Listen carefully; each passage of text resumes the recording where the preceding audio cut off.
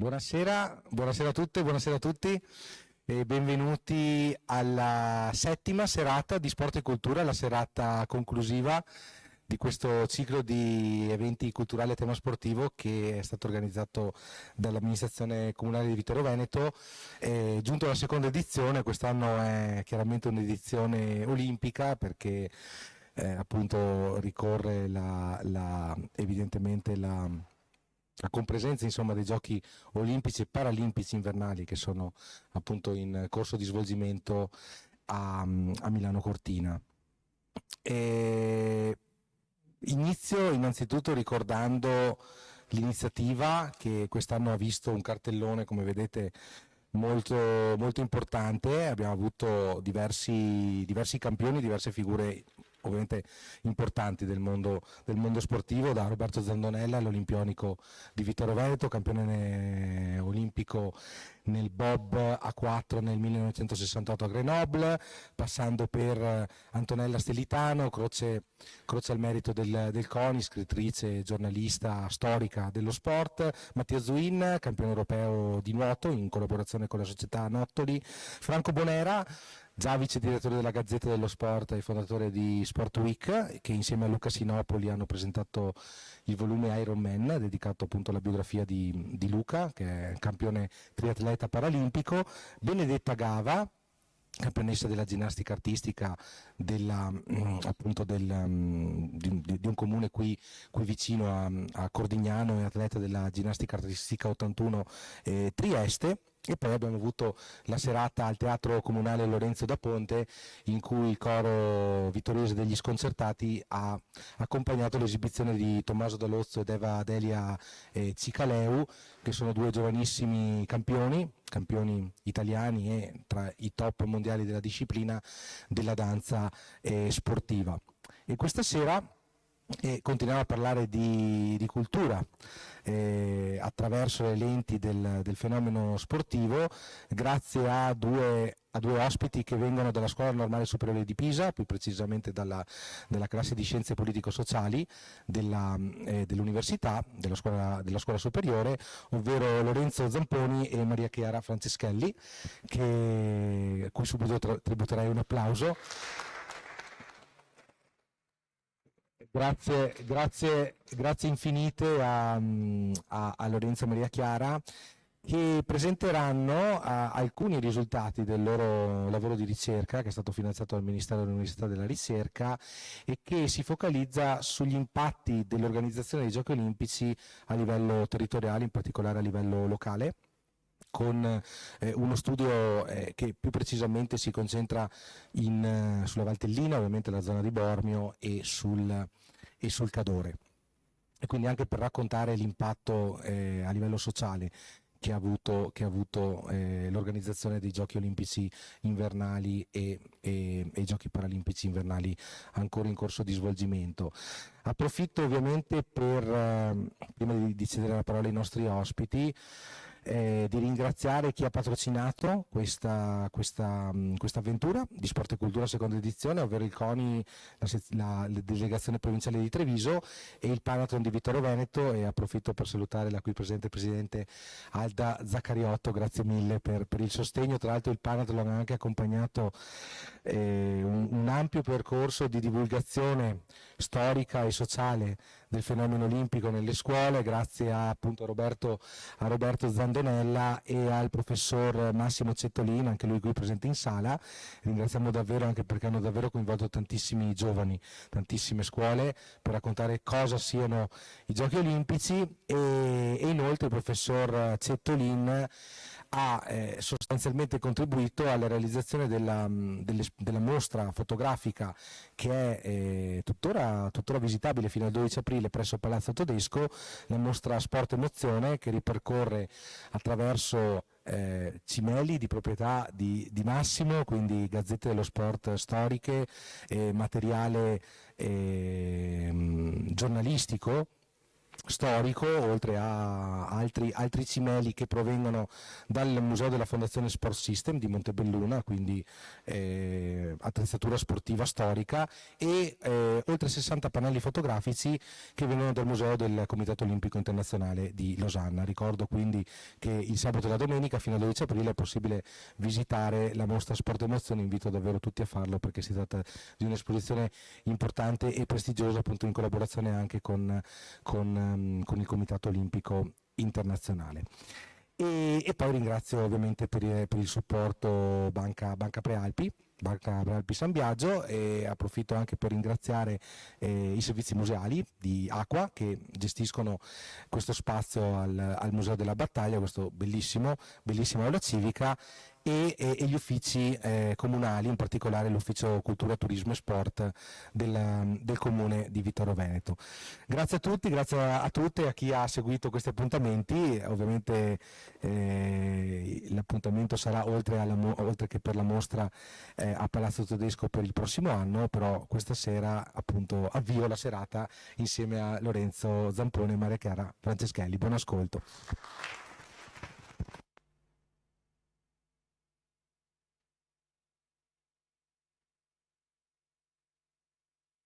Se vuoi vado avanti io. No, no, sto ancora. Sicuro? Perché hai la telecamera? Mi sta spostando. Va bene. Allora, intanto buonasera a tutti e tutte, e ovviamente volevo ringraziare l'assessore Padoan per l'invito. Comincio un po' a raccontare insomma di cosa parleremo stasera, poi ci rimpalleremo un po' il microfono insieme a Maria Chiara. Di cosa si parla stasera? Lo dico perché noi appunto studiamo sociologia, facciamo ricerca in particolare sull'azione collettiva, okay? Quindi su come le persone si mettono insieme, come si organizzano, come si attivano intorno a determinati temi, e quindi come siamo arrivati a parlare di Olimpiadi e cosa vogliamo dirvi sulle Olimpiadi questa sera. Le Olimpiadi ci sono state, le abbiamo viste tutti, ci siamo emozionati insomma davanti alle imprese sportive, ci sono state appunto le grandi emozioni di Milano Cortina 2026. Stasera vogliamo parlare dell'altro lato, quello di cui molto raramente si parla, e è quello delle persone, delle comunità che si sono attivate criticamente rispetto alle Olimpiadi e al loro impatto. Com'è che siamo arrivati a occuparci di Olimpiadi?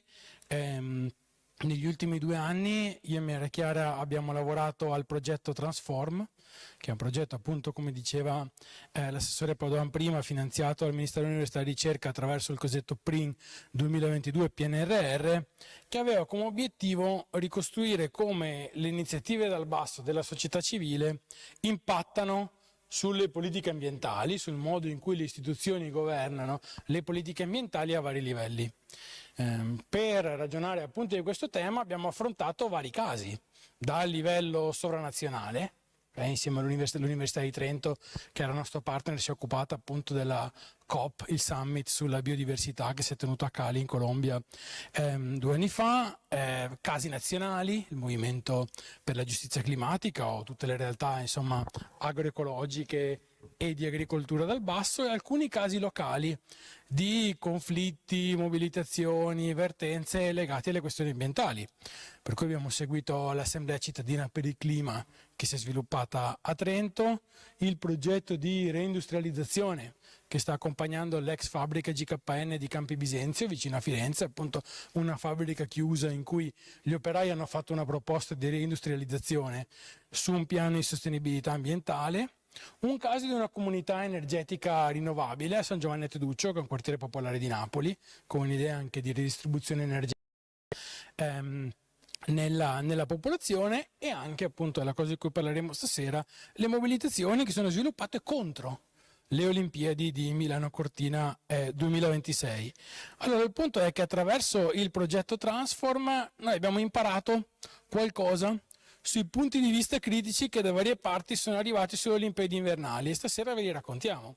Il nostro studio non era sulle Olimpiadi direttamente, Noi studiamo appunto come le persone si organizzano, si attivano, partecipano, ma uno dei casi che abbiamo affrontato era appunto le proteste legate alle Olimpiadi, e quindi quello che stasera vi riportiamo è il portato di queste proteste, cioè che comunità sono state toccate dalle Olimpiadi e che criticità vari gruppi sociali hanno affrontato appunto rispetto alle Olimpiadi invernali. Chi sono questi gruppi sociali? Chi sono questi attori? Chi sono questi soggetti? Sono gruppi in realtà anche molto diversi tra loro, ok? Ne parleremo. Ci sono dei comitati attivi a livello cittadino, dei comitati territoriali, come si diceva prima, in alcune comunità locali, in particolare nelle zone montane. Ci sono grandi organizzazioni sociali, ci sono piccoli gruppi di movimento, insomma, e oggi proveremo a parlare delle criticità che hanno portato avanti. Prima di tutto, perché queste criticità? Ok, facciamo un punto su questo.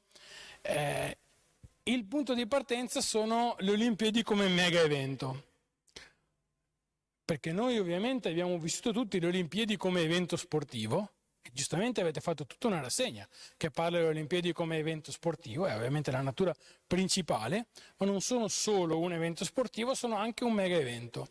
C'è un dispositivo politico, sociale e economico che accelera le trasformazioni urbane, ridistribuisce risorse pubbliche, ridefinisce equilibri di potere, spesso a vantaggio di elite economiche. Il mega evento è appunto l'organizzazione di un'iniziativa di livello economico e dimensionale superiore in un determinato territorio, che forza anche le normali procedure, okay, e quindi impone delle trasformazioni al territorio e alla società. Questo, come è naturale in qualsiasi società, in qualsiasi territorio, causa ovviamente delle criticità, delle opposizioni, e di questo parleremo stasera. Quali sono gli aspetti legati appunto alla natura di mega evento? Beh, prima di tutto i costi dal punto di vista economico, su questo insomma proverò a dire delle cose, il rischio di costruire delle cosiddette cattedrali del deserto, e quindi opere appunto che sono costruite per un evento che ha una durata del tempo molto breve, ma appunto ha un impatto di lungo periodo, in particolare nei contesti cittadini. Qui se ne è parlato molto a Milano, il rischio di cosiddetta gentrificazione, cioè di trasformazione di determinate aree della città dal punto di vista dei valori immobiliari, okay? Che rende poi particolarmente complessa la vita in quei quartieri, in quelle zone per chi ci abita, okay? Perché improvvisamente si alzano i valori immobiliari, diventa tutto molto più difficile da affrontare per i residenti di un quartiere. In qualche modo la logica di stato di eccezione che caratterizza i mega eventi. Un mega evento è tale se ha la natura di seguire regole speciali, che non solo quelle normalmente legate alla realizzazione di determinate opere, che può portare appunto a un meccanismo di governo opaco o comunque meno trasparente del normale. Sicurezza, sorveglianza, tutto quello che può avvenire ovviamente con un grande controllo sul territorio. L'impatto ambientale, okay, di questo poi ne parleremo. L'idea del mega evento come scorciatoia di sviluppo, e quindi in qualche modo invece di fare una pianificazione di medio-lungo periodo di qual è il futuro economico e sociale di un territorio, di quali sono le prospettive eccetera, in qualche maniera provare a accelerare in termini di visibilità, okay, sfruttando l'evento ma non dotandosi appunto della prospettiva necessaria. La turistificazione, ok? Questo ne parlerò poi alla fine perché è anche un elemento particolarmente importante, perché stiamo parlando in buona parte di territori che sono a principale vocazione turistica, ok? Dal punto di vista economico, ma appunto di cosa questo può creare in un territorio, è aumento delle disuguaglianze, insomma poi ci arriveremo man mano. Allora, prima di tutto un quadro sulle Olimpiadi Milano-Cortina 2026, penso che insomma buona parte le abbiamo seguite, ma volevo intanto fare un riassuntone, okay? La sede principale è stata a Milano, in particolare ovviamente per gli sport al chiuso, quindi per sostanzialmente l'hockey e le varie forme di pattinaggio e di short track, lo sci alpino maschile a Bormio, il freestyle e lo snowboard a Livigno, quindi questa è la parte lombarda, in Val di Fiemme diciamo la parte legata al salto, ok, è una parte dello sci di fondo, il restante sci di fondo a Anterselva, quindi in Sudtirolo Alto Adige, mentre a Cortina principalmente lo sci alpino femminile, gli sport diciamo di pista, quindi slittino, bob e skeleton, e il curling, quindi un'idea di Olimpiadi diffuse appunto su un territorio molto vasto, e Verona in realtà semplicemente come città ospitante poi della cerimonia di chiusura che abbiamo visto tutti all'arena. Ora le critiche, ok, e proveremo a parlare di questo. Ripeto, sono le critiche che noi abbiamo raccolto nel nostro studio appunto con le persone, insomma, protagoniste di queste battaglie. Credo di aver sbagliato le slide però qua. Scusa un secondo, devo fare un secondo pausa perché credo che ci sia un problema che non sono quelle aggiornate. No, perché volevo farvi vedere delle immagini, dei grafici, è un peccato averli persi. Se interrompiamo un secondo, te le mando subito perché avevo i dati che a memoria non me li ricordo. Vai tranquillo.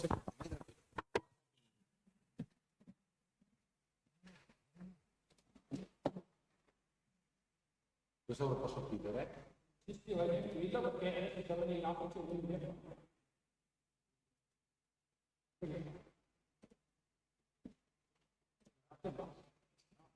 Bello di leggere.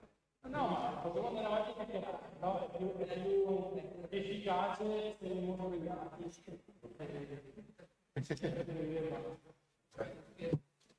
Breve pausa per digerire i concetti già esposti da Lorenzo. Poi tra l'altro non è che ho letto le vostre biografie, approfitto per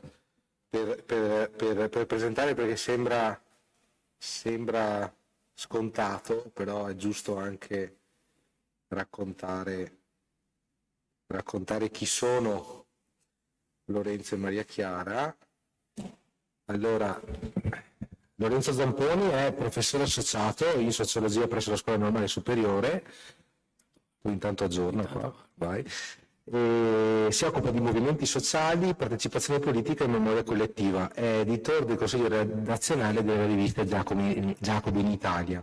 Tra le sue opere Social Movements, Memory and Media, Narrative in Action in the Italian and Spanish Students Movements, edito da Palgrave nel 2018, e Resistere alla crisi, il percorso di azione sociale diretta, scritto insieme a Lorenzo Bosi e pubblicato da Il Mulino nel 2019.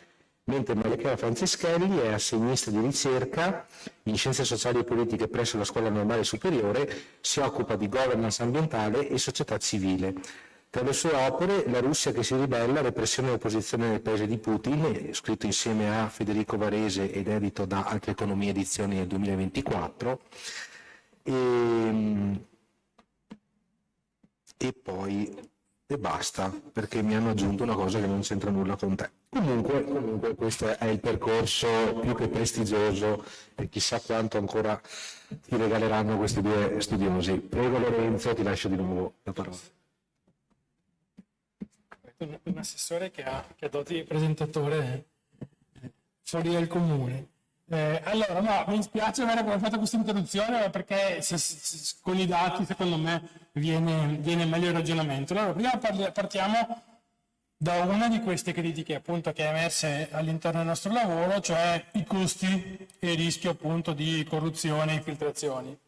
Allora, ora vi presento alcuni dati che non abbiamo elaborato noi, ma che ha elaborato l'osservatorio di monitoraggio civico Open Olympics 2026, che nasce da una rete di organizzazioni Libera, che è il più grande network antimafia in Italia, Lega Ambiente, Club Alpino Italiano, okay, tutta una serie di grandi realtà a livello nazionale e territoriale legate, diciamo, da una parte al monitoraggio appunto sulla corruzione, okay, l'impatto ambientale e alla difesa della montagna e del territorio. Loro hanno fatto questa serie di report in cui prendevano i dati forniti dalla stessa Simico, che è l'azienda, l'SPA, che ha gestito, insomma, per conto dello Stato e delle varie istituzioni pubbliche coinvolte buona parte delle opere legate alle Olimpiadi, e hanno fatto un lavoro di analisi di questi dati appunto per motivi di trasparenza. Cosa stiamo parlando? Questa è l'ultima edizione del report, l'hanno pubblicato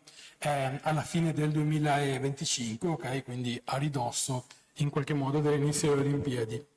Stiamo parlando di 98 opere, okay, finanziate attraverso le Olimpiadi per un totale di circa 3,54 miliardi di euro, e quindi è una cosa non irrilevante. E appunto la cosa interessante è vedere però che tipo di opere, nel senso che di tutte queste opere, di queste appunto 98 opere, in realtà solo 31 riguardano l'evento olimpico in senso stretto.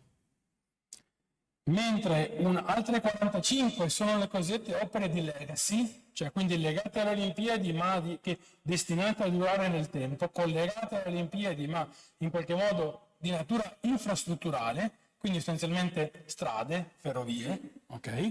Quindi 45 di queste e altre 22 sono altri tipi di opere di legacy. Se andiamo sulla ripartizione economica, vediamo che le legacy tipo stradale e ferroviario ammontano a 2,7 miliardi, cioè la grandissima maggioranza, il 76% di questi 3,54 miliardi spesi per le Olimpiadi non sono legati alle Olimpiadi in senso stretto, ma a tutte queste opere collegate in particolare di natura infrastrutturale. Queste opere di natura infrastrutturale sono principalmente strade, 67% sono strade e appunto un terzo sono invece ferrovie. Anche i ritardi nei lavori appunto sono un'altra cosa che testimoniamo, in realtà in qualche modo inaugurati in tempo per le Olimpiadi sono solo 42, mentre la grande maggioranza insomma sono tuttora in lavorazione. Ci sono pezzi anche molto grandi di queste opere infrastrutturali, una di quelle che è più grande dal punto di vista economico, la cosiddetta variante di Longarone, non molto distante da qua, è stata appena messa a bando. Ok, siamo ancora lontani dall'inizio dei lavori, ma è comunque considerata parte del meccanismo delle Olimpiadi dal punto di vista formale. Questo è un meccanismo insomma, che possiamo vedere legato anche all'aumento dei costi. Appunto, queste sono le 5 opere in cui i costi sono aumentati di più rispetto a quello originariamente previsto. La variante di Longarone arriverà a costare, sarà messa a bando per un costo di 43 milioni in più rispetto a quelli pianificati, che è il 10% in più, perché stiamo parlando di un'opera che costerà 450 milioni di euro, la circolazione di Perca a Bolzano, la tangenziale sud di Sondrio, la famosa cabinovia Socrepes, sopra Cortina per arrivare alle piste, il collegamento appunto sciistico di Livigno. In gran parte, ancora una volta, se vedete la colonnina finalità, sono opere di legacy. Ok, anche quelle che sono aumentate più di costi non sono le opere legate alle Olimpiadi in senso stretto, ma appunto quelle destinate a restare sul territorio. E questi fondi sono gestiti principalmente da un soggetto che è Simico, che è appunto questa SPA costruita per le Olimpiadi, a gestione completamente pubblica da vari ministeri, in buona parte dallo Stato e poi da istituzioni pubbliche locali, che controlla buona parte di queste risorse. Se andiamo appunto sulle variazioni di spesa, vediamo che appunto l'aumento rispetto al previsto per l'evento olimpico in sé è del 5% per 23 milioni di euro, mentre in quelli di Legacy è un aumento appunto di quasi il 5% per un totale però di 133 milioni di euro, quindi anche una lievitazione dei costi. Ora, qua mi sono limitato a mostrare alcuni elementi, io vi consiglio di andare sul sito di Libera, che è un'organizzazione antimafia, insomma, affidabile, e andare a leggervi questo report, perché credo sia un'operazione appunto di monitoraggio civico a cui è il caso di dare retta, insomma, per come sono stati gestiti i fondi pubblici. Questo arriviamo appunto all'idea del mega evento come stato di eccezione. Okay? Una delle realtà con cui abbiamo avuto a che fare è questo Comitato Insostenibili Olimpiadi 2026, che è un comitato di varie realtà sociali e politiche della città di Milano, principalmente legati alla città di Milano, che appunto contesta proprio questo. Le Olimpiadi come uno stato di eccezione in cui concentrare opere e progetti, anche non necessariamente indispensabili all'evento stesso, o semplicemente altrimenti spesso non realizzabili, beneficiando di finanziamenti pubblici straordinari, deroghe alle norme che regolano appalti e cantieri, procedure semplificate e governance d'emergenza, il tutto generando di fatto una gestione privatistica di risorse pubbliche che sfugge ai normali organismi di controllo amministrativo, contabile e ambientale. Lo vedremo poi, ne parlerà Maria Chiara quando si parlerà dell'impatto ambientale. Okay? Le opere legate alle Olimpiadi sono in buona parte fatte anche in deroga alle normali normative che normano appunto la valutazione di impatto ambientale. L'idea in qualche modo, questo appunto è stato oggetto di questa manifestazione che c'è stata il 7 febbraio scorso a Milano, e l'idea in qualche modo che il mega evento sia un contesto di stato d'eccezione. appunto un meccanismo di eccezionalità rispetto alle normali regole a cui in qualche modo si permette di collegare opere che non sono strettamente legate alle Olimpiadi, sostanzialmente per accelerarne l'iter, okay? Sostanzialmente per renderle più facilmente realizzabili e ovviamente coinvolgendo meno le comunità delle persone che ne sono direttamente toccate. Passo la parola a Maria Chiara per il proseguo della presentazione. Ups. Grazie. Sì, dunque, noi siamo andati a parlare con tutte le realtà che hanno portato avanti la mobilitazione critica nei confronti delle Olimpiadi, per lo più composte da organizzazioni e comitati locali, e abbiamo raccolto le principali, i principali lamenti di questi attori. Dunque, chiaramente tra i problemi principali sollevati dall'opera olimpica c'è un generale aumento delle disuguaglianze. Questo cosa vuol dire? Vuol dire che per molte delle realtà che siamo andate a sentire le Olimpiadi vengono percepite come un problema relativo alla giustizia sociale, nello specifico per quanto riguarda la distribuzione dei costi e dei benefici dell'evento olimpico, perché appunto l'evento olimpico è un evento che di per sé a causa chiaramente delle infrastrutture, delle opere create, di tutti i lavori, anche poi dell'afflusso di persone, sono persone che lavorano alle Olimpiadi, ma anche i flussi turistici, è un evento estremamente impattante, proprio anche sulle realtà urbane e insomma le realtà quotidiane delle persone che abitano nei posti che ospitano le gare. E il problema principale qual è? L'assenza di partecipazione nei processi decisionali che hanno regolato sostanzialmente l'appalto all'Italia come ospite delle Olimpiadi, sia dall'inizio, quindi dalla candidatura dell'Italia come appunto paese che ospiterà le Olimpiadi invernali, ma anche e soprattutto nella gestione dei progetti infrastrutturali che sono stati per così dire sbloccati dall'evento olimpico, perché appunto abbiamo visto appena ora che la maggior parte delle infrastrutture che sono state messe nel pacchetto olimpico sono le cosiddette infrastrutture di legacy, quindi infrastrutture che non sono immediatamente dirimenti alle gare, ai giochi, ma che invece avranno le ragioni di essere nel futuro. E gran parte delle opere pubbliche, soprattutto nella città di Milano, saranno poi soggette a una privatizzazione, vuol dire che le strutture erette grazie all'evento olimpico, appunto allo sbloccamento di tutti questi progetti che in molti casi, come ad esempio nella regione valtellinese, Bormio e Livigno, erano messe in attesa da anni, molte di queste infrastrutture verranno affidate in gestione a dei privati. È il caso ad esempio di Ticket One a Milano che gestirà alcune delle arene che hanno ospitato le gare delle Olimpiadi.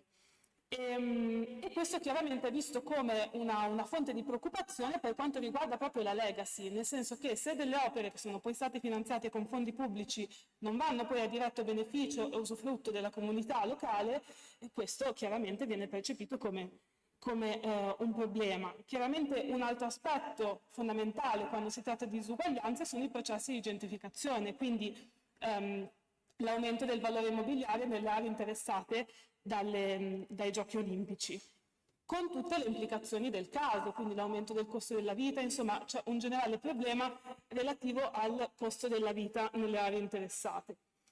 Nello specifico poi per quanto riguarda soprattutto la città di Milano, un tema che è stato sollevato è stato proprio il tema del cosiddetto sport popolare.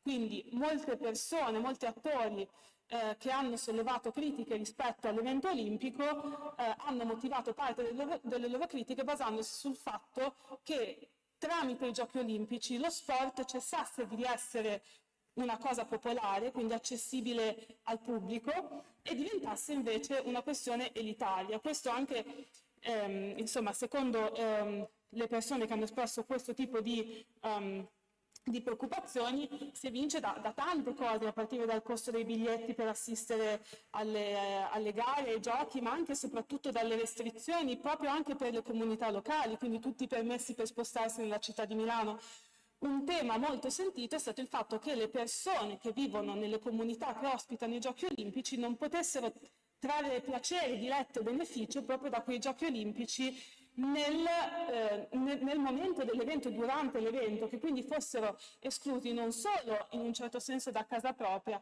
ma anche proprio dal grande evento che in un certo senso porta una ventata, insomma, anche di novità nel posto in cui vivono. E poi c'è anche la grande questione dello sfruttamento lavorativo, che chiaramente non è una cosa specifica solo delle Olimpiadi, ma di tutti i grandi eventi in generale. E ci ricordiamo benissimo il caso di Expo Milano. In questo caso la questione è stata analoga, nel senso che i Giochi Olimpici sono avvenuti grazie al lavoro eccellente di migliaia di volontari. E questo dal punto di vista del lavoro solleva, insomma, tutta una serie di interrogativi relativi allo sfruttamento e quanto questa pratica sia giusta, soprattutto nel momento in cui si pubblicizza, diciamo, l'evento olimpico come un evento che porterà lavoro. Ma quale lavoro, di che tipo e per chi? Se chiaramente è un lavoro precario, a brevissimo termine, di persone che magari faticano anche a trovare vitto e alloggio nel posto in cui devono spostarsi per lavorare, allora chiaramente sussegue tutta una serie di dubbi. E appunto, per citare nuovamente il Comitato Insostenibili Olimpiadi, che come ha detto Lorenzo prima è un gruppo che raccoglie tante realtà, soprattutto della città di Milano e della Lombardia, che hanno espresso criticità nei confronti delle Olimpiadi, le Olimpiadi sono paradigmatiche di un modello di sviluppo che quotidianamente proviamo a contrastare e modificare, in quanto insostenibile sul piano economico, climatico, ambientale e sociale. E quindi questo chiaramente non va oltre il criticismo nei confronti delle Olimpiadi come evento sportivo, ma è diretto a ciò che le Olimpiadi rappresentano nella gestione urbana e territoriale dei territori interessati. Dunque, noi abbiamo diviso, abbiamo differenziato tra impatto ambientale delle opere e delle infrastrutture. Quando io parlo di opere immediatamente relative all'evento olimpico, quindi la minoranza delle infrastrutture sbloccate, diciamo, da tutto il pacchetto olimpico, che sono servite a attuare i giochi e le gare.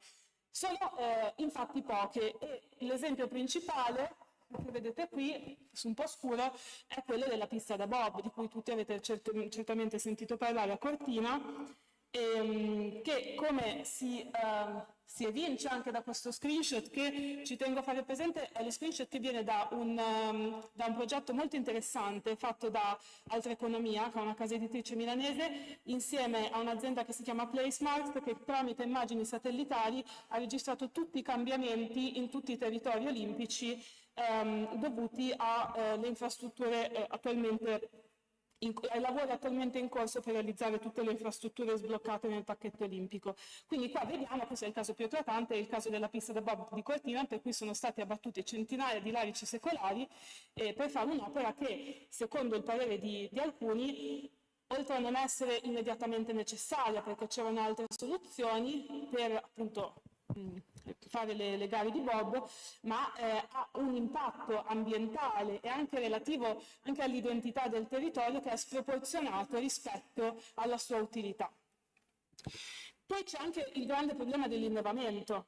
L'innevamento, quindi il produrre neve artificiale per le piste da sci, che è un problema che non riguarda assolutamente solo le Olimpiadi, è un problema di sostenibilità economica e ambientale che riguarda tutti i territori d'Italia in cui ci sono impianti e piste per lo sci da discesa, ma che in questo caso è stato particolarmente sentito perché tutti gli impianti in cui sono state svolte le gare olimpiche, quindi quelli di Bormio, Livigno e di Cortina, sono tutti in larghissima parte dipendenti dall'innevamento artificiale. Quindi vediamo che Bormio è dipendente all'80%, Livigno al 100%, e Cortina al 95%. Ora, se di norma succede che gli impianti possono gestire, in base alle condizioni atmosferiche, meteorologiche, climatiche, anche proprio settimanali, di gestire un po' il flusso dell'innevamento, quindi banalmente chiudere alcune piste se è più difficile il nevare, facendo un calcolo costi-benefici tra i giorni del weekend, i giorni della settimana, chiaramente durante l'evento olimpico questo non è possibile, perché le piste devono essere perfette, in primis per la sicurezza degli atleti e delle atlete. Quindi questo cosa vuol dire? Vuol dire che ad esempio a Bormio, solo per le 8 gare olimpiche, si è consumato il 39% del budget idrico annuale, che è un dato che chiaramente fa una certa impressione. Mentre invece parliamo di infrastrutture per parlare di tutte le opere appunto sbloccate dal mega evento olimpico, che non sono immediatamente dirimenti ai giochi. Quindi opere che, ad esempio, in larga parte, come diceva Lorenzo prima, magari non sono neanche ancora state realizzate, i lavori non sono ancora iniziati. Dunque, queste opere hanno un impatto ambientale potenzialmente molto significativo. Il problema qual è? Il problema è che di fatto non sono state, qua vediamo nel 64% dei casi, non è stato fatto la procedura di valutazione dell'impatto ambientale e molto spesso non sono state fatte neanche gli assessment per quanto riguarda il pericolo idrogeologico. E questo è chiaramente un problema, perché in pratica questo cosa vuol dire? Vuol dire che grazie a questo stato di eccezione sono state bypassate delle procedure formali che servono a garantire in primis la sicurezza delle comunità locali nella maggior parte delle opere sbloccate con questo grande evento, con fondi pubblici naturalmente. Poi è anche una questione, come posso dire, in un certo senso anche culturale, collettiva e identitaria, nel senso che qua vi ho fatto l'esempio della Lute, che è un posto a cui ormai siamo molto affezionati. La Lute è un prato, è una piana immediatamente fuori da Bormio, quindi in Valtellina. È un prato non coltivato, un'area verde, che però in un'area montana molto industrializzata e molto cementificata come è il comune di Bormio, è l'unico polmone verde della comunità e chiaramente per la comunità locale è un elemento fondamentale sia dal punto di vista affettivo identitario ma anche dal punto di vista del benessere ambientale ed ecologico.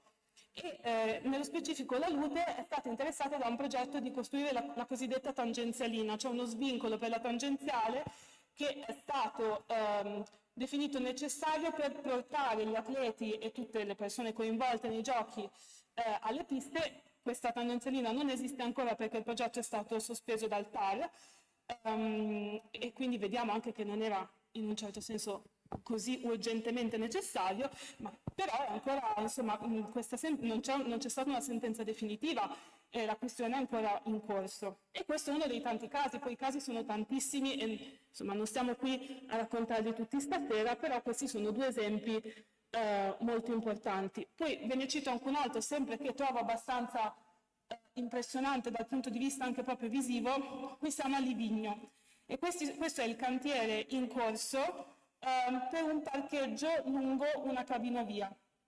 E quindi qui vediamo l'impatto ambientale enorme di quest'opera che è appena iniziata, cioè i lavori sono appena iniziati e non si sa se l'opera verrà realizzata entro il 2026. Poi vediamo chiaramente anche relativa al dibattito c'è la questione dell'uso della montagna, quindi della percezione dell'uso anche proprio delle cosiddette terre alte, soprattutto nell'arco alpino. Chiaramente queste sono terre interessate da due processi speculari e complementari, che sono l'overtourism e lo spopolamento. L'overtourism chiaramente significa l'eccessivo afflusso di turisti, eccessivo nel senso di capacità di assorbire, capacità di offrire servizi senza impattare eccessivamente sul benessere economico e sociale delle comunità residenti, e poi lo spopolamento invece per i residenti che non trovano opportunità, soprattutto economiche e lavorative, in quelle aree.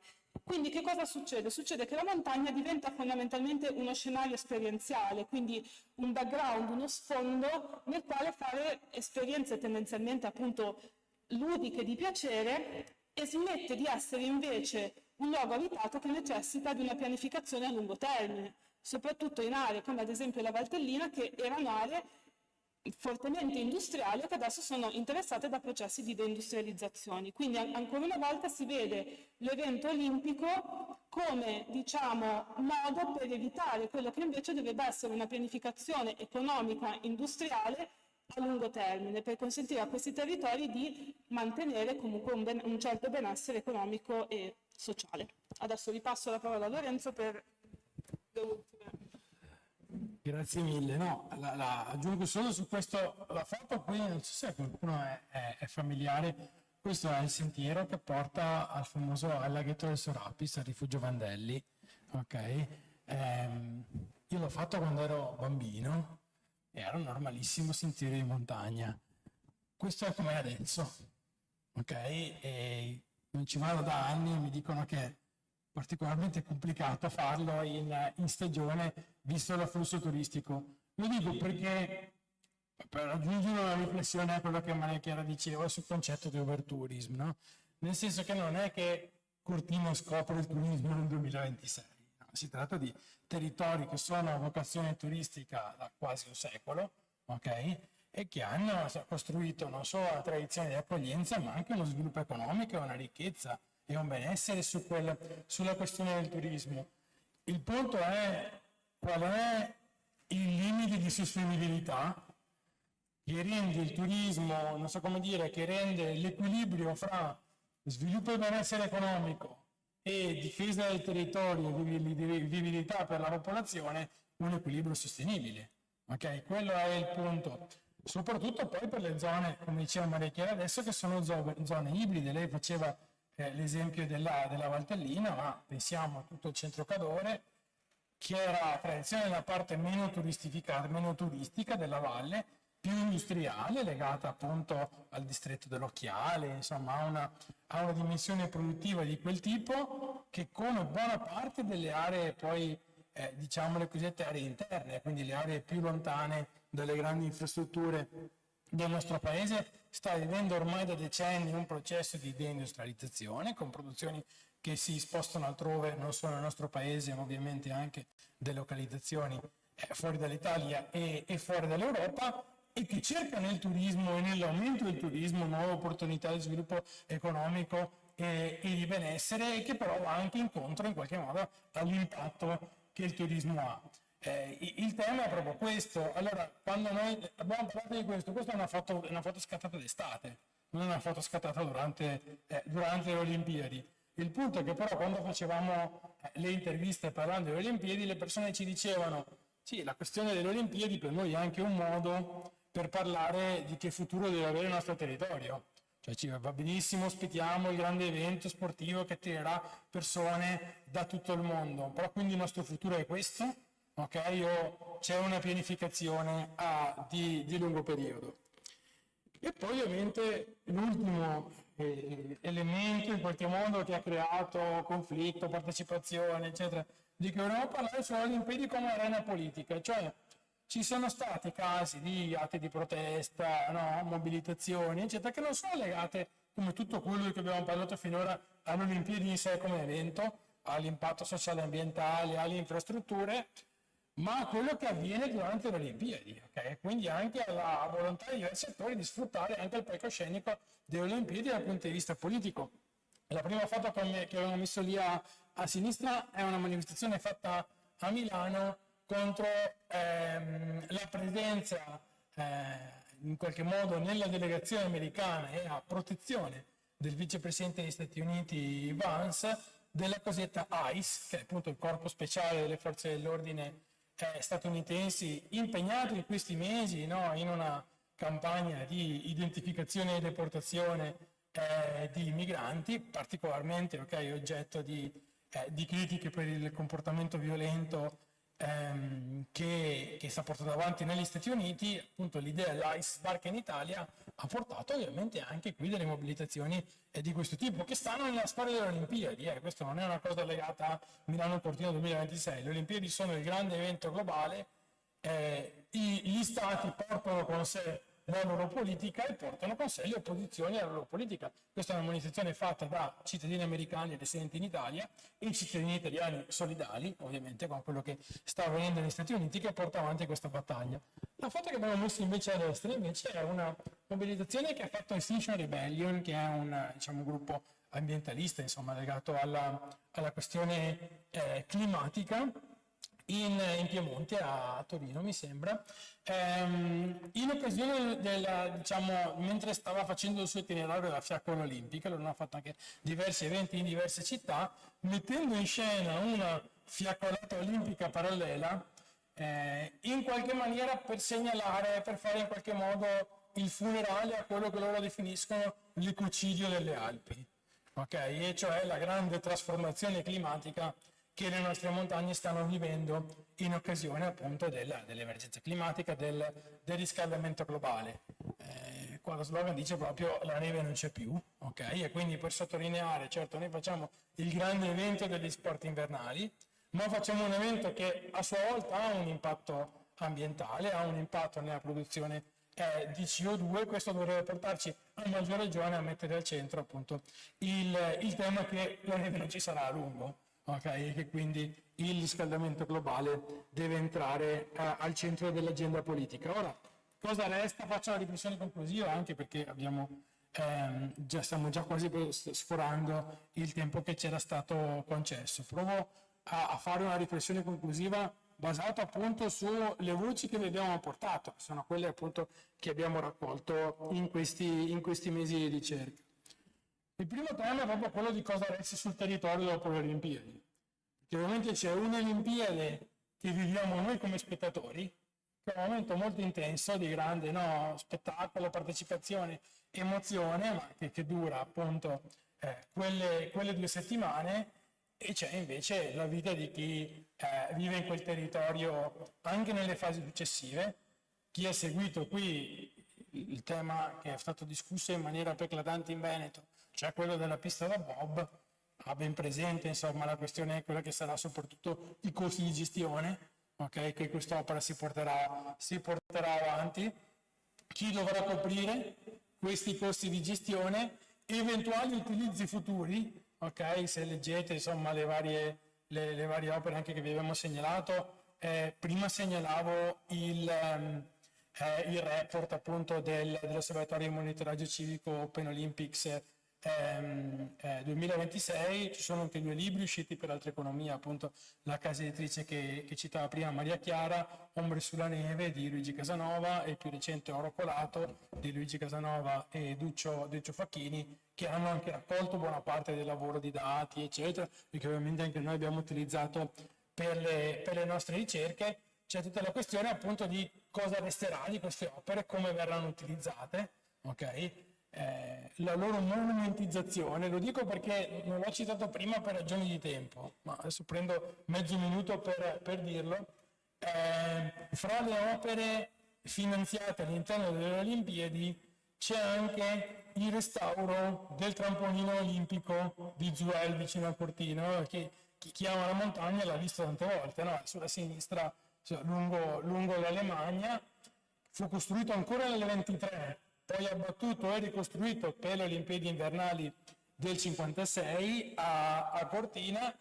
Questa volta è stato ristrutturato non per utilizzarlo, perché è un'infrastruttura obsoleta, il salto appunto è stato fatto in Val di Fiemme, come dicevo prima, a Predazzo, ma è stato comunque ristrutturato, ok, con spese ingenti, ok,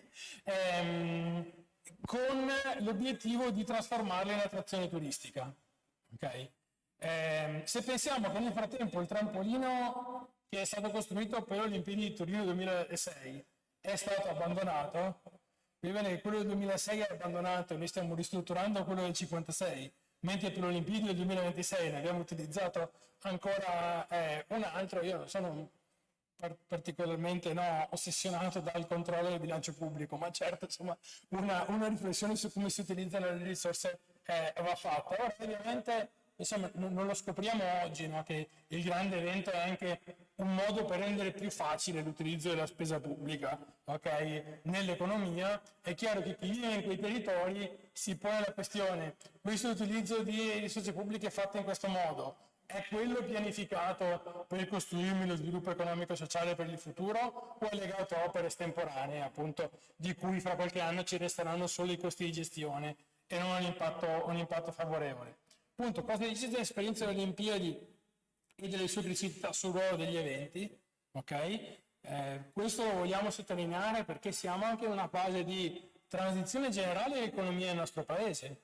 Okay? Di deindustrializzazione, terziarizzazione, turistificazione e anche sempre maggiore centralità degli eventi, okay? A tutti i livelli, dalle amministrazioni locali, dai territori al governo nazionale. C'è questa idea appunto dell'evento come visibilità, dell'evento come attrazione, dell'evento come eccezionalità, le norme che ci permette di fare cose e costruire sviluppo. Su questo noi ci sentiamo insomma di portare l'altra faccia della medaglia, ecco, della estemporaneità dell'evento rispetto alla logica della pianificazione e appunto il legame che questo ha col futuro del territorio. Lo voglio sottolineare perché buona parte delle persone che ci hanno detto le cose che abbiamo riportato questa sera sono le persone che abitano sul territorio, che non possono essere liquidate come contrario al sviluppo economico.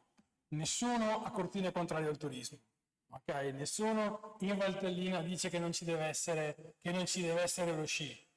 Il punto è, in una fase in cui il turismo diventa l'unica cosa, in cui l'eventificazione diventa l'unico strumento di sviluppo economico, questo cosa ci dice? Questo insomma lascia grosse preoccupazioni, ecco, agli abitanti del territorio che noi vi abbiamo voluto riportare stasera. Appunto perché le Olimpiadi sono state una grande emozione collettiva, l'abbiamo vissuta, ora è tempo di gestire la loro eredità e su questo credo ci sia bisogno insomma di una riflessione a livello sociale e politico un po' più generale. Grazie.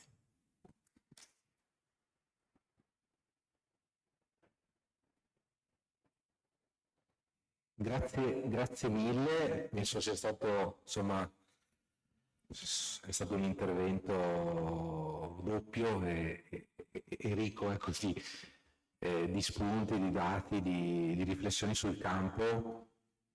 Io prima di dare la parola insomma, a chi volesse intervenire, farei approfittare insomma, della presenza di Lorenzo Zamponi e Maria Chiara Franceschelli per appunto porre delle domande o delle riflessioni. Innanzitutto tenevo a dire che Luigi Casanova, che è autore appunto di questo volume, è stato qui a Vittorio Veneto l'anno scorso, l'avevamo invitato per un suo libro dal titolo Avere cura della montagna. Lui è presidente di Mountain Wilderness, e in occasione di colazioni letterarie, che è questo ciclo di presentazioni di libri che facciamo in Galleria Civica Vittorio Emanuele II, è stato un intervento davvero qualificante, ecco, per la città. No, le riflessioni che a me vengono spontanee riguardano quello che voi avete un po' chiamato, come dire, le Olimpiadi come acceleratore di tendenze già evidenti, no? Però chiaramente sì, in quelle procedure, i famosi commissariamenti in qualche modo, no?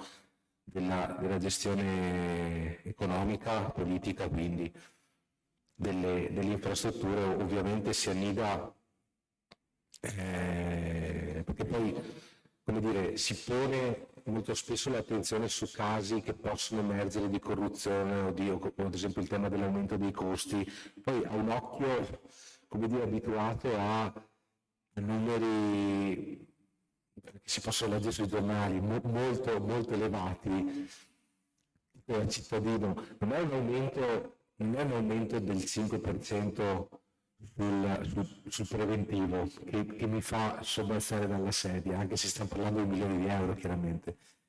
Quello che fa sobbalzare è l'aumento del valore immobiliare di certe zone, che non è del 5%, e che vuol dire che è gente che sta in affitto lì alla scadenza del 4+4, se è fortunato, lì non ci potrà più stare.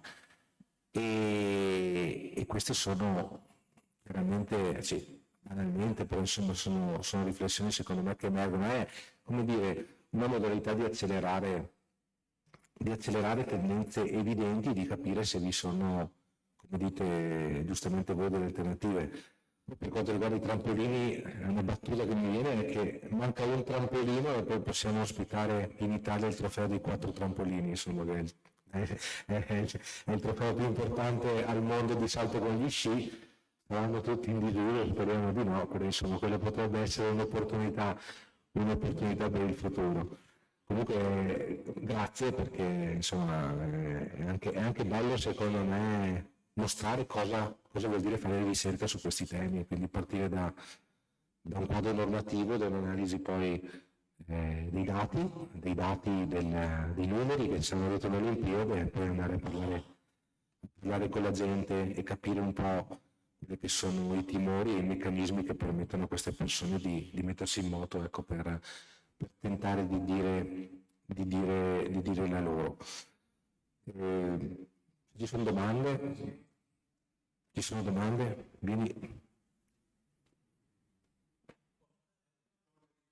No, ma grazie.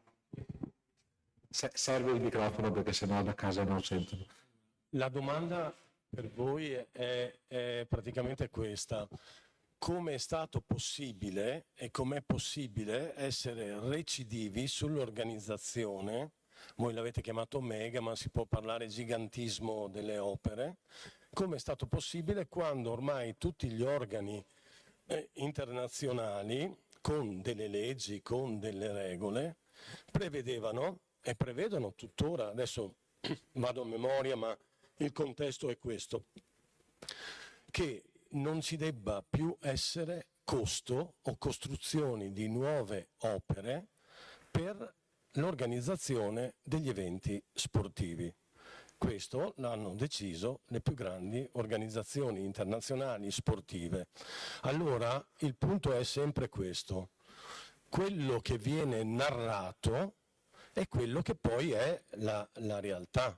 Ora sembra che se si fa la critica al consumo di suolo, che dovrebbe essere zero ormai per come sono le condizioni dell'Italia, evento sportivo o non evento sportivo, il punto è la possibilità di poter contrastare queste cose, anche se poi non c'è mai il rispetto delle regole, come in tanti altri campi, in tante altre situazioni.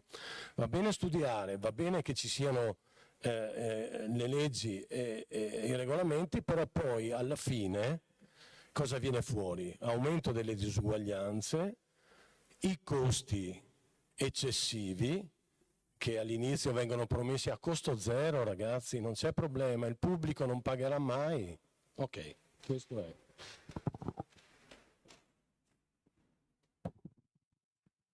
Grazie. Se vogliamo raccogliere altre domande, se qualcuno ha...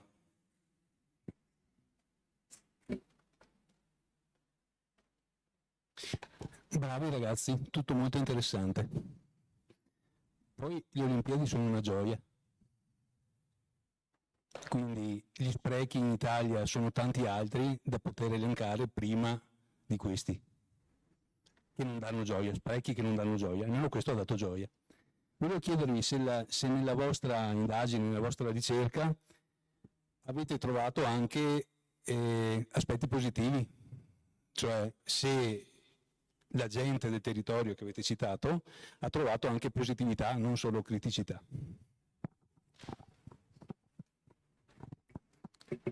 Grazie mille. Altri spunti?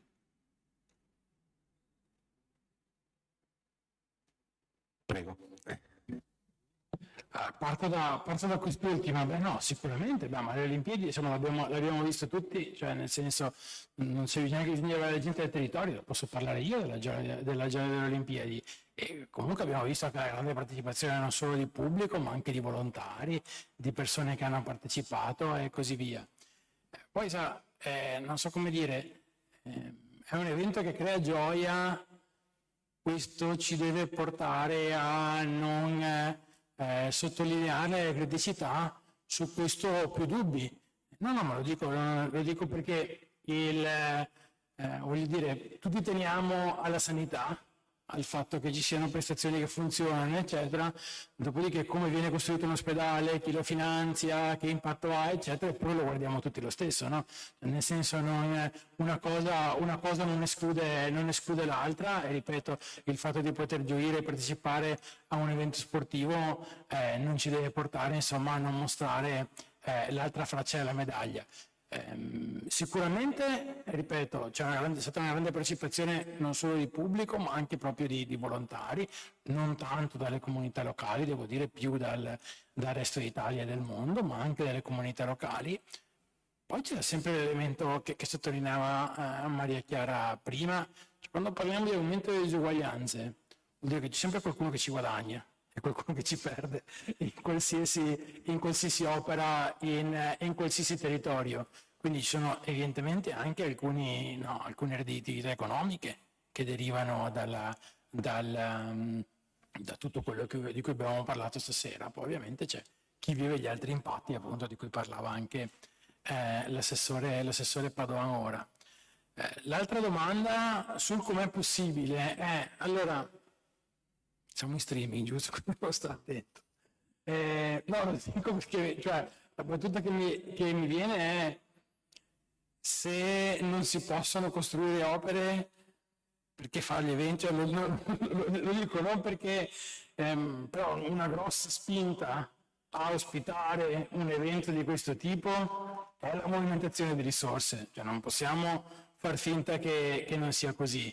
È evidente che questo avviene, ma anche in positivo, lo dico anche in positivo, nel senso che ci sono buona parte, tante delle opere che abbiamo citato, sono anche opere che venivano attese sul territorio da tempo e che poi sfrutti un percorso normativo agevolato e riesci a farlo magari in maniera più rapida e con meno peso burocratico. Poi l'altra faccia della medaglia è che quel peso burocratico significa anche valutazione di impatto ambientale, significa anche gestione delle risorse di un certo tipo e così via. Io credo appunto che la cosa sia da guardare da questo punto di vista, cioè che il mega evento è tale perché funziona così, cioè perché movimenta tante risorse pubbliche e perché prevede tutta una serie di investimenti, principalmente dal punto di vista di costruzione, dell'industria delle costruzioni, dell'impatto sui valori immobiliari e così via, e questo è anche uno dei motivi per cui è così ambito, cioè non possiamo far finta che non sia così. Tutto, ripeto, il fatto che la gran parte delle opere, anche delle spese fatte per le Olimpiadi, non sia delle Olimpiadi, ma siano delle infrastrutture che poi sono state collegate alle Olimpiadi, appunto le cosiddette infrastrutture di legacy, è rivelatore da questo punto di vista, no? L'evento serve perché mi fa in qualche modo da volano a questo. C'è un modo di fare l'evento sportivo diversamente? Beh, sicuramente, cioè nel senso, sulla pista da bob l'hanno detto tutti, c'è una pista da bob già costruita a Innsbruck che è 100 km più a nord, è evidente che come su tutto il resto si possono trovare soluzioni, però qua chiedo, se non si costruisce quell'opera, ha senso fare le Olimpiadi per chi l'ha promossa? Ecco, io credo che questa insomma sia una riflessione che va fatta, perché comunque un evento di queste dimensioni ha tante facce, ha tante sfaccettature, c'è quella che ci piace e poi ci sono interessi che ci sono dietro. Aggiungo una cosa su quello che diceva Enrico prima, poi appunto lascio la parola a Maria Chiara, l'impatto immobiliare, ovviamente adesso quello è una cosa che riguarda ovviamente non tutti i territori allo stesso modo, perché è evidente che un territorio che è oggetto di spopolamento ha una sua dinamica diversa, la Cortina stessa ha una sua specificità anche rispetto al resto della valle, così come all'interno della Valtellina. Se parliamo di Milano città, che è un territorio che già ha vissuto una fase di valorizzazione immobiliare enorme, negli ultimi 20 anni, che ha portato appunto a un sacco di soldi, ma ha portato anche all'espulsione di parte importanti della popolazione della città. È evidente che ogni passo in avanti, ma neanche solo nella costruzione dell'opera, ma proprio nell'eventificazione che rende quel territorio più appetibile sul mercato globale, ha poi un impatto su chi ci vive. Okay? Anche qua io credo che la questione sia, in modo molto laico, fare una discussione come paese, come comunità, su qual è il confine. Cioè, l'Italia ha una vocazione turistica? È evidente, sarebbe stupido far finta che non sia così. Qual è il limite? Dove la si vuole portare? Okay. Perché è chiaro che quando si dice che si vanno a aumentare i valori immobiliari proprio in una città che ha vissuto una trasformazione di quel tipo come Milano, allora si sta dicendo che il limite non c'è. Okay. Che lì fondamentalmente la deriva è presa. L'istituzione in cui lavoriamo ha sede a Firenze, okay? Quando sento dire che Firenze è fra le città candidate a ospitare i prossimi europei di calcio, penso da una parte che sono contento perché andrò a vedere la partita, dall'altra penso che ci manca solo quello. Non so come dire, in una città come Firenze, che vive quotidianamente l'espulsione di pezzi di popolazione, soprattutto dal centro, che ormai ha una quota di residenti bassissima rispetto alla popolazione trasformata completamente in Airbnb e affitti turistici. Ci manca solo il grande evento, ecco. Però appunto, guarda caso l'europeo poi si fa lì, guarda caso le Olimpiadi poi si fa a Milano, perché si dice certo la città è attrezzata, però questi sono meccanismi, insomma, come dire, che si rinforzano e che vanno ulteriormente a spostare sempre più in là un limite che, insomma, personalmente ritengo che sia stato già superato da tempo, ecco.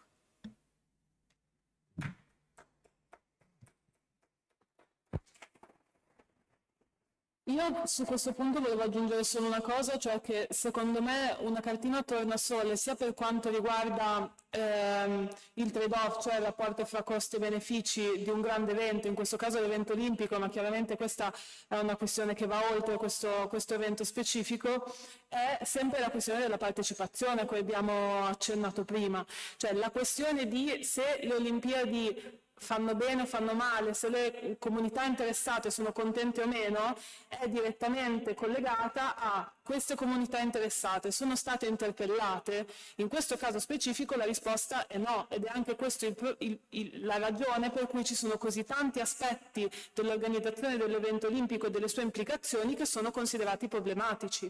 Cioè, quello che dicono le persone che abbiamo interessato soprattutto, che abbiamo intervistato soprattutto nelle cosiddette aree marginali, quindi a Cortina e in Valtellina, non è che loro sono contro le Olimpiadi cioè contro le Olimpiadi in quanto tali o contro il grande evento in quanto tale, ma sono contro le implicazioni di questo grande evento, sono contro il modo in cui questo grande evento è stato organizzato e soprattutto il modo in cui è stato scelto, perché comunque dobbiamo ricordarci che le persone e le istituzioni che gestiscono l'organizzazione delle Olimpiadi e in generale dei grandi eventi sono scollegate dal territorio interessato molto spesso, e anche quando sono collegate, anche quando sono magari nella migliore intenzione, ci sono dei meccanismi istituzionali, decisionali che prescindono dall'immediata volontà delle comunità interessate, ma non necessariamente per cattiveria o per deliberata volontà di esclusione, ma perché funziona così. Perché ci sono dei meccanismi precisi che regolano l'organizzazione di questi eventi. Tant'è che peraltro un tema che è stato molto sollevato dagli attori che hanno espresso criticità, insomma tutta la miriade di attori molto diversi, comunità locali, movimenti, associazioni, è sempre il tema del referendum locale sullo svolgimento dei Giochi Olimpici. Ora, senza ripercorrere tutta la storia, però sostanzialmente all'inizio, quando c'era la discussione su a chi assegnare le Olimpiadi di Milano Cortina, i paesi potenzialmente candidati erano tanti. Molti di questi potenziali candidati hanno ritirato la propria candidatura dopo lo svolgimento di un referendum locale che banalmente chiedeva alle comunità interessate: volete le Olimpiadi? Sì, no. lo svolgimento di questo referendum non è obbligatorio, non è un requisito del Comitato Olimpico Internazionale per poter assegnare i Giochi Olimpici a un paese. E infatti l'Italia non l'ha fatto, banalmente. Se l'avesse fatto non sapremmo come sarebbero andate le cose. Sicuramente ci sarebbe stata una discussione molto diversa, magari del tipo: ok, voi mi date le Olimpiadi, qual è il beneficio delle comunità interessate, cosa ne guadagniamo, come questo va a impattare sulla definizione a lungo termine dell'economia, dello sviluppo di queste aree che, come abbiamo detto prima, sono aree che sentono una pressione molto forte, una pressione economica, una pressione demografica, una pressione sociale. E soprattutto che hanno interessi completamente divergenti. Le Olimpiadi si chiamano Milano-Cortina, ma Milano-Cortina non potrebbero essere due posti più diversi. Questo già rende l'idea di quanto è complicato mettere insieme interessi così diversi, appunto di una grande area metropolitana come quella di Milano, invece di un posto come Cortina.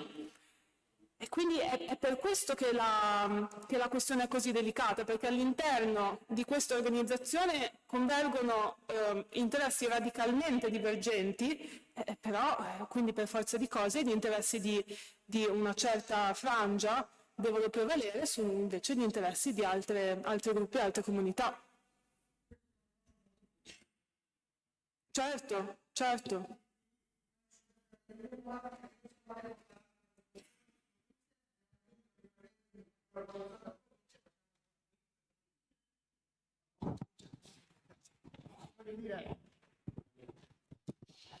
Ma se posso a questo proposito, è stato interessante Sergio Giuntini, che è il presidente della Società Italiana di Storia dello Sport, che è venuto a presentare qualche settimana fa un suo libro che ripercorre la storia delle candidature olimpiche in Italia. È una storia politica, chiaramente, poi lui è milanese, si focalizza principalmente sul caso di Milano. E quello che è stato istruttivo, tra le tante cose, era un libro molto, molto breve, molto ricco. Quello che è stato interessante è stata il voler ripercorrere la candidatura di Milano, che poi venne ritirata, se non sbaglio, per le Olimpiadi del 2000 di Sydney. Perché il presidente del comitato olimpico, del comitato organizzatore, era Massimo Moratti, che fu una figura di equilibrio, diciamo così, anche politico, e fu ventilato il ricorso al referendum, ovviamente soprattutto da chi era contrario. In sostanza vi fu un veto da parte del comitato organizzatore, cioè se noi ci ritiriamo nel momento in cui subentra il voto popolare. Poi ci fu semplicemente un voto del Consiglio Comunale di Milano che approvò, però con strettissima maggioranza, la candidatura, e quindi sostanzialmente si capì che se già la partenza era tanto accidentata, con un voto in Consiglio Comunale peraltro incrociato tra diverse anime di diversi partiti che si mossero sostanzialmente in maniera molto libera, e si capì che non c'erano le basi politiche sostanzialmente per portare avanti. Ma in realtà, se uno segue il dibattito italiano, cioè ogni 4 anni noi abbiamo il dibattito se candidarci e quante città si candidano. Io ricordo che penso per il 2004, che poi quando vennero poi assegnate a Atene, ci fu Milano contro Roma, che si mossero l'una contro l'altra per evitare sostanzialmente che una prevalesse e che vi fosse una candidatura forte. Sono sicuramente un gioco politico, però è politico, secondo me, dal mio punto di vista, come tutto il mondo dello sport, piaccia o non piaccia, ma nel senso che da un lato promuove valori, e quindi chiaramente ci sono valori positivi, spesso e volentieri, anzi sicuramente valori positivi e in generale valori unanimemente visti come tali, però è anche un momento divisivo per tante situazioni, tra cui questo tipo di situazioni che appunto dal mio punto di vista è utile non solo, però anche leggere dal punto di vista di quello che poi è la società che si muove attorno, le decisioni come vengono prese, perché, come dire, il parallelismo secondo me qui è tra un mega evento come l'Olimpiade e una grande opera, perché se uno prende questa modalità di approcciarsi al fenomeno e lo sposta, faccio un esempio, non voglio buttarla minimamente davvero in politica, ma si mette a studiare come potrà essere il ponte sullo stretto. Cioè, attraverso queste lenti uno può capire certe cose, può capire come dire, perché queste opere sono contestate, perché sono favorite, dove sono, diciamo così, le linee di interpretazione poi delle divisioni. Io volevo un po' chiudere chiedendo però prima una cosa ai due ospiti. La prima è una riflessione, cioè che le Olimpiadi in realtà sembrano finite, adesso ci sono le Paralimpiadi, in realtà sono appena iniziate da un certo punto di vista, perché anche confrontandomi con operatori del settore turistico, ad esempio, di tutto il comparto, quindi non solamente alberghiero e extraalberghiero, cioè, queste persone ti dicono chiaramente: noi non abbiamo visto un impatto nel nostro territorio che non è quello olimpico, chiaramente, però non è che siamo da qua a Cortina, se non c'è traffico sei a poco più di un'ora. E ti dicono, non abbiamo visto un cambiamento importante, ma tutti si aspettano un cambiamento importante nei prossimi anni, perché comunque Cortina già nel 1956, per dire, l'Olimpiade fu un momento clamoroso anche in termini culturali, di posizionamento di Cortina in Italia e in Europa, ma oggi che sono, voglio dire, l'evento globale per eccellenza, cioè dei 10 eventi più visti in TV, 9 sono cerimonie di apertura dei giochi. Quindi ecco, di questo livello stiamo parlando. Quindi chiaramente questo è un volano che avrà degli impatti, tantissimi impatti in futuro, cioè una cristallizzazione del fenomeno dell'arrivo. E quello che mi ha un po' stupito, ma non tanto, è che quando voi avete mostrato come dire, le eredità infrastrutturali, 2/3 sono strade e 1/3 sono trasporto pubblico, no? Le strade servono per portare le macchine lì, sostanzialmente. Poi certo ci sono le tangenziali, ci sono le opere, però chiaramente quella è. Devo chiedere, ma nel trasporto pubblico cosa c'è? C'è anche la cabinovia per cui hanno fatto i parcheggi? Quello è trasporto pubblico o è strada? Perché cos'è che è stato portato? Ho visto Ferrovie Nord che ha avuto un appalto importante. Se siete a conoscenza, insomma, quali sono state le opere principali in tal senso portate dalla macchina olimpica?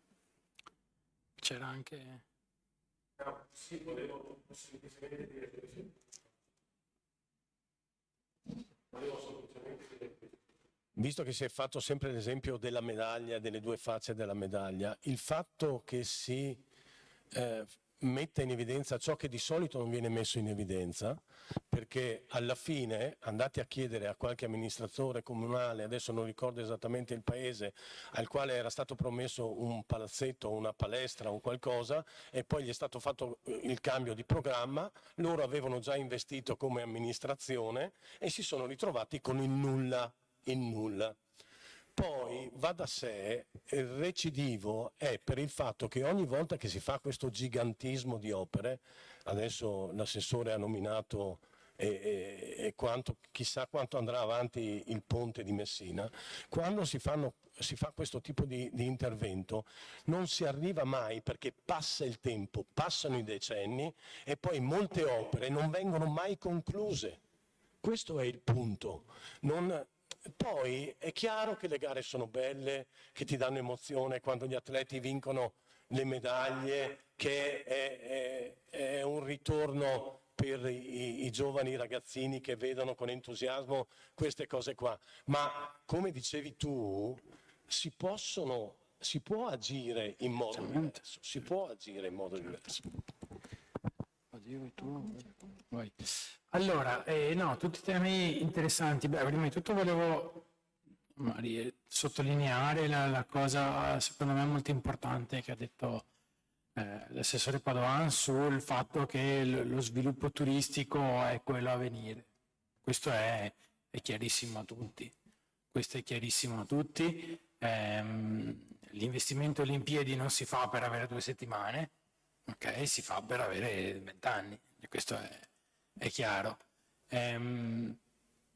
Ora, come funziona questo nel medio-lungo periodo è una cosa su cui ragionare, nel senso che noi abbiamo vissuto in alcuni territori del nostro paese anche grandi boom. Non so se vi ricordate, dopo Matera, capitale europea della cultura nel 2019, ci fu un gigantesco boom turistico di quell'area della Basilicata, che poi esattamente, che poi si è rapidamente esaurito, ok? E su quel territorio ora, dopo aver fatto una trasformazione turistica, non è banale tornare indietro.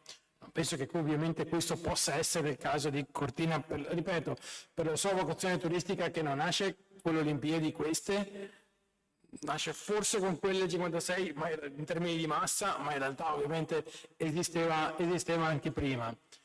Il punto è, come dicevo prima, che turismo, che dimensioni, che impatto, che coesistenza con il resto. Perché lì stiamo vivendo, insomma, già vari fenomeni del tempo. Intanto una polarizzazione del turismo, Cortina proprio in città nel senso stretto, sul grande lusso, okay? E invece intorno anche una massificazione che porta appunto a quei fenomeni di cui prima, ma la scorsa estate avete visto già in alcune aree del Trentino, no? La questione dei gestori dei rifugi che proponevano provocatoriamente i tornelli ai sentieri per gestire gli accessi.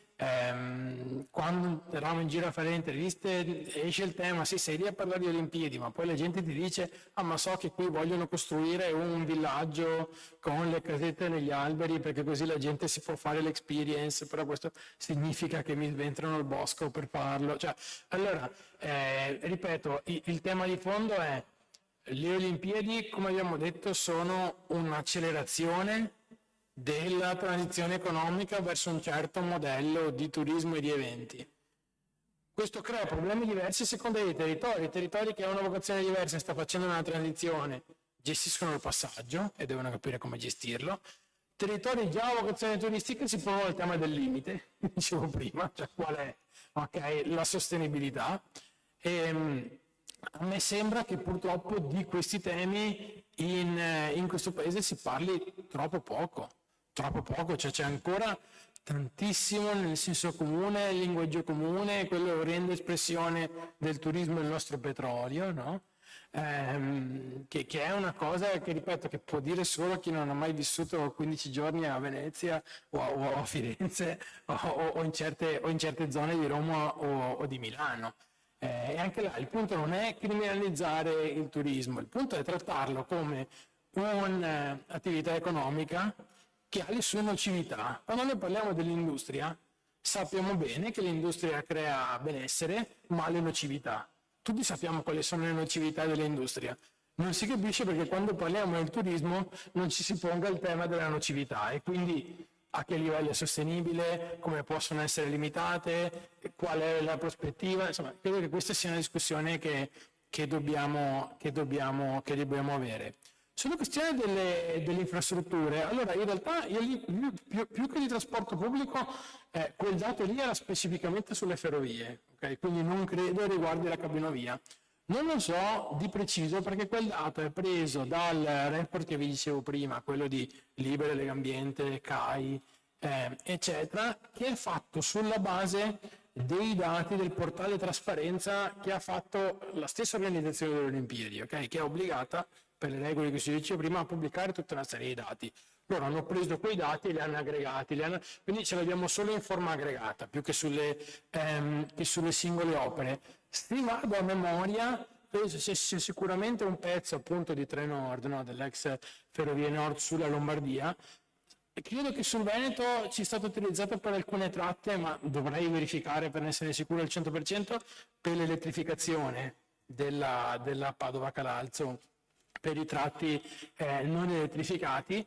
C'era stato ovviamente, perché comunque tuttora stavamo parlando di una ferrovia non elettrificata per vasti tratti, mi rendo conto che dire queste cose nel 2026 sembra fuori dal mondo, ma insomma voi conoscete questo territorio e la ferrovia gemella, arrivata da pochi appunto, e la ferrovia gemella Venezia-Calalzo, quindi sapete bene di cosa parlo.